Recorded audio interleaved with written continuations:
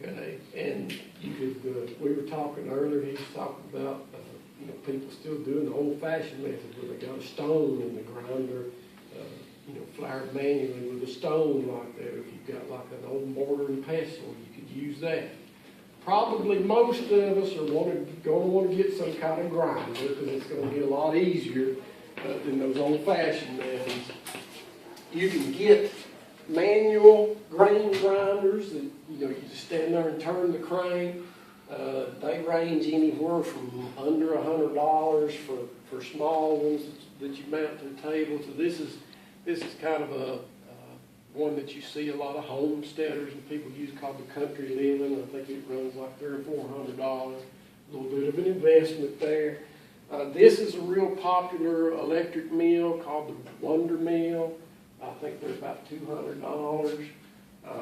This is an attachment that you can get. A lot of people have the KitchenAid stand mixers, and they sell an attachment that's a grain grinding attachment for that. And you think, well, that's a little bit of an investment. And yes, it is. I own the Wonder Mill, which is very convenient. I actually own both of these. I've got the Country Living and the Wonder Mill. Both of them work great. Big advantage to this one is if the power ever goes out, I can still grind something if I want to. Of course, then I'd have to light a fire to cook it if the power's out, but that could be done. So if you want to go old school, and have something that's manual like that, you can go that route.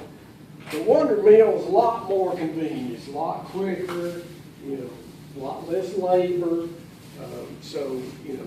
And again, it's going to be a little bit of investment in money, but the way I look at it, even if you go out and you spend a couple $100 on that, I grind corn, I grind wheat at home, I make my own bread and pancakes. So I use this thing all the time. You figure, you could go out and spend, go to a mid-level restaurant 3 or 4 times and you'd be out $200 and that'd be it. Or you can, spend the $200 on that and use it from now on and make good food at home.